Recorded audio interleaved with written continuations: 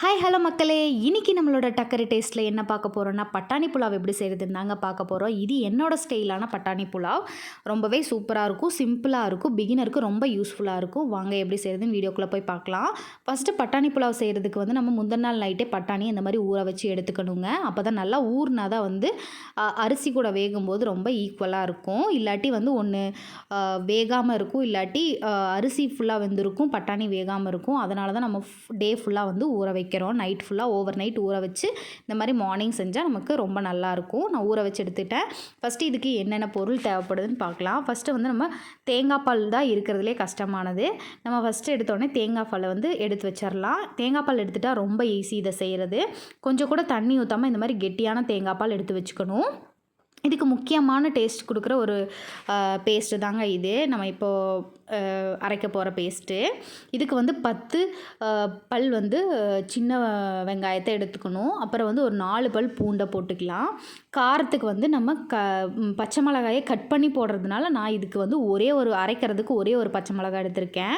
காரம் அதிகமாக சாப்பிட்றதா இருந்தால் 2 எடுத்துக்கலாம் மேக்ஸிமம். மினிமம் 1, மேக்ஸிமம் 2 எடுத்துக்கலாம். இதை நல்லா இந்த மாதிரி நைஸான பேஸ்ட்டாக அரைச்சி எடுத்து வச்சுக்கலாம். அப்புறம் வந்து ஒரே ஒரு தக்காளி தான் போடணும். எவ்வளோ குவான்டிட்டி செஞ்சாலும் ஒரே ஒரு தக்காளி போட்டு அந்த தக்காளியை பொடுசாக எடுத்து கட் பண்ணி வச்சுக்கலாம். அப்புறம் ஒரு பெரிய வெங்காயம், ஒரு 4லேருந்து 5 நம்மளோட காரத்துக்கு தகுந்த மாதிரி பச்சை மிளகாய் கட் பண்ணி வச்சுக்கலாம். கொஞ்சோண்டு கருவேப்பிலை. புலாவுக்கு வந்து கருவேப்பிலை போட மாட்டாங்க ஒரு சிலவங்க. நான் வந்து யூஸ் பண்ணிக்குவேன், கொஞ்சம் நல்லாயிருக்கும் அப்படிங்கிறதுக்காக நான் யூஸ் பண்ணிப்பேன். வாங்க எப்படி செய்கிறதுன்னு பார்க்கலாம்.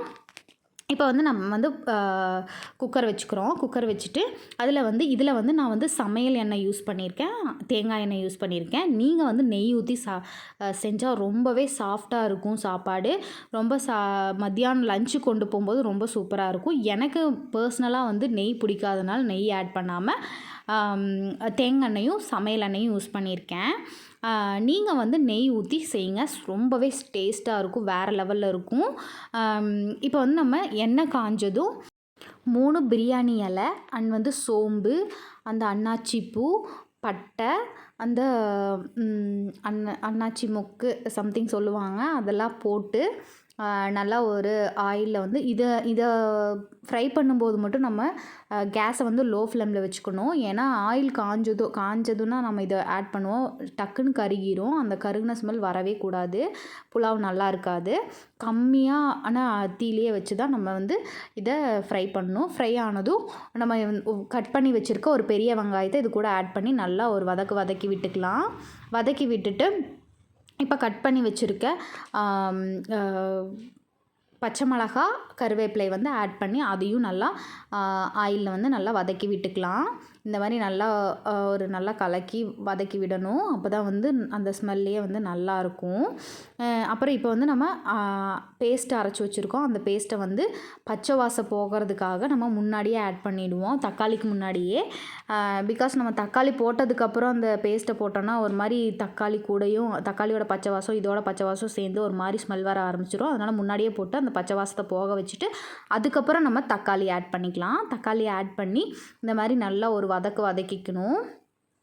பார்த்திங்கன்னா வந்து நல்லா அந்த மசாலாவும் தக்காளியும் நல்லா மிக்ஸ் ஆகி அந்த எண்ணெய் வந்து கொதிக்கும்போது அந்த எண்ணெய் இந்த மாதிரி நல்லா தெரியணும், மேலே தெரியணும். அந்த அளவுக்கு நல்லா வந்து ஃப்ரை ஆகணும். ஃப்ரை ஆனதும் நம்ம வந்து இப்போ ஊற வச்சு வாஷ் பண்ணி எடுத்து வச்சுருக்க இந்த பட்டாணியை வந்து அது கூட ஆட் பண்ணிக்கலாம்.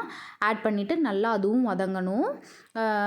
இது எப்படி நம்ம பட்டாணியை எப்படி வந்து ஓரளவுக்கு வதங்கிடுச்சின்னு கண்டுபிடிக்கிறதுனா, அதோட தோல் வந்து நல்லா உறிஞ்சு வரும், அப்படியே உப்பி வரும். அப்போ தான் வந்து நம்ம தேங்காய் பால் இது கூட ஆட் பண்ணுவோம். தேங்காய் பால் ஆட் பண்ணிவிட்டு அந்த தேங்காய் பாலில் கொஞ்சம் வேகிற மாதிரி பார்த்துக்கணும். பட்டாணி ஒரு அரை பதத்துக்கு வந்து பட்டாணி வெந்துட்டால் நம்ம வந்து விசில் விடும்போது நமக்கு வந்து நல்லா அரிசி கூடயே வந்து அந்த பட்டாணி வந்து வெந்த மாதிரி வெந்துடும். அதுக்காக தான் நம்ம வந்து கொஞ்சம் தேங்காய் பால் கூட பட்டாணியை வேக விடுறோம். வேக விட்டு கொஞ்சம் ஒரு கொதி வந்தோடனே நம்ம அந்த அரிசியை போட்டு நல்லா கிளறி விட்டுக்கலாம். கிளறி விட்டுட்டு இதில் தேவையான தண்ணி ஊற்றிட்டு உப்பு ஆட் பண்ணி அப்புறம் வந்து கொஞ்சோண்டு புதினா தலை அண்ட் வந்து கொத்தமல்லி தலை 2யும் வந்து ஆட் பண்ணி இப்போ நம்ம வந்து குக்கரை மூடி வச்சிடலாம். நமக்கு இப்போ தேவையான புலாவ் ரெடி ஆகிடுச்சு. ரொம்பவே சூப்பராக இருக்கும். ரொம்ப உதிரி உதிரியாக இருக்கும். அப்புறம் வந்து ரொம்ப டேஸ்ட்டாகவும் இருக்கும். நீங்கள் ட்ரை பண்ணிவிட்டு எப்படி இருக்குங்கிறத மறக்காமல் நம்மளோட கமெண்ட் பாக்ஸில் கமெண்ட் பண்ணிடுங்க. அண்ட் வந்து நம்மளோட இன்னும் நிறையா வீடியோஸை வந்து நான் உங்களுக்கு ஷேர்